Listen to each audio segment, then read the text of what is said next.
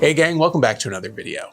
Now, as someone who makes things for a living, I tend to have a lot of odds and ends floating around my shop that I'm holding on to for a rainy day.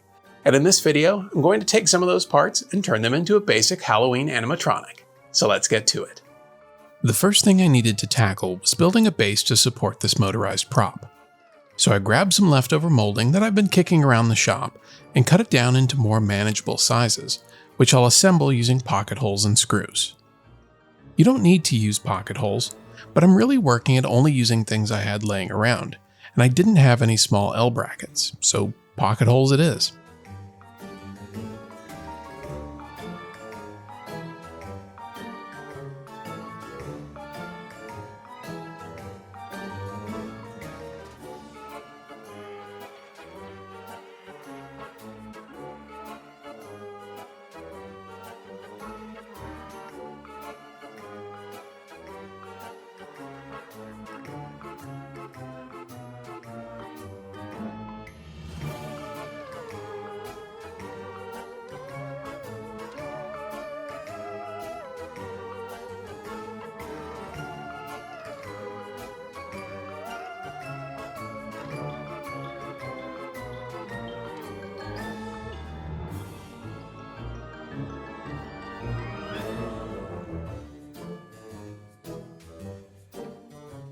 Off camera, I added on a small vertical piece of molding that will support my motor. I also mixed up a bit of wood glue and sawdust to use as filler for my screw holes. This should prevent them from rotting out over time from moisture. I also coated the piece with some spray-on truck bed liner and added another piece of molding to the base, but forgot to film it. So in its place, enjoy this classic dramatic reenactment.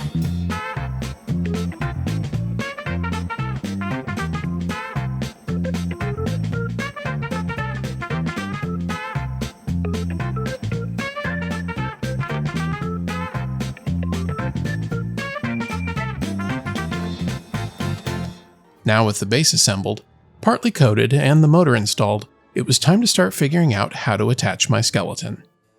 I had this threaded lamp rod from another project that I thought might fit perfectly into the spine of the skeleton, as well as this small door hinge. Together with a 1x2 block of wood should work as the fulcrum for this prop. So I drilled a hole in the block of wood that is the same size as my threaded rod, and attached the hinge, and with that it was ready to be installed onto the base.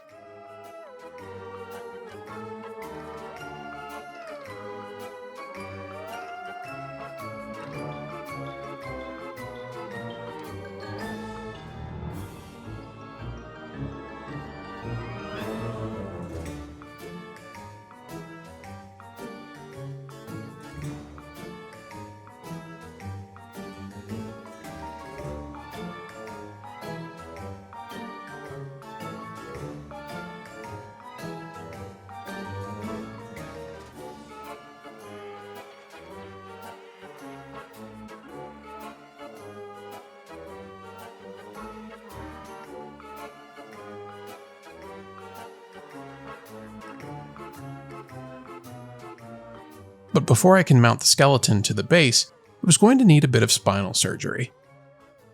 Thankfully, these pose and stay skeletons have screws all over the place, which makes them easy to disassemble and reconfigure.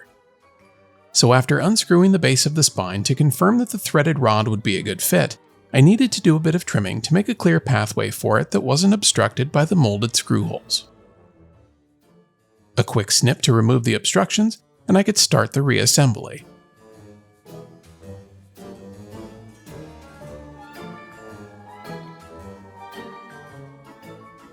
I left the top screw hole intact since that would be used as a motor mounting point. But before I could screw it together, I was going to need to enlarge the opening to fit my hardware. And once that was done, it was time to close it all up.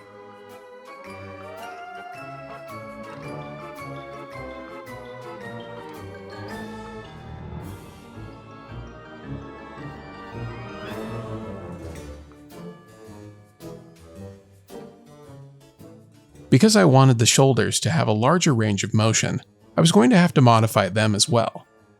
So I popped both arms out and cut away the plastic joint.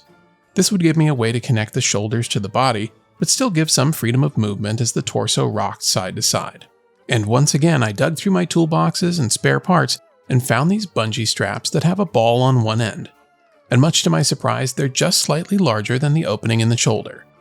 So I looped the bungee end around the mounting post inside the shoulder bone and tied it into a knot to hold it in place. Then I could pop the ball end into the shoulder socket. This would allow for some movement but still make for a solid connection. The last part of this build was spent figuring out how long to make each section of the motor armature. Now I'll spare you from watching me try and figure it out, and instead just show you the finished linkage. It's made from 3/4 inch flat stock aluminum, which is connected to the motor, and then a 1/2 inch piece of flat stock aluminum that is connected to the skeleton, using a 3/4 inch nylon spacer, some washers, and lock nuts to keep it from coming loose. Now you could use all 3/4 inch aluminum, but hiding the mechanism is half the challenge with these types of props, so the less I needed to hide, the better. Now it's just a matter of attaching the armature and powering it up. You'll notice that I connected a speed controller to the motor, which is a must-have when using these windshield wiper motors. They have a lot of lifting power, but run at a faster RPM than most props require, even on their slow setting. I also fixed the arms in place at the wrists with some eye bolts and zip ties. Now this may change in the future, but for the time being it'll keep them in a good neutral position that should help with the look of the motion. And there we go.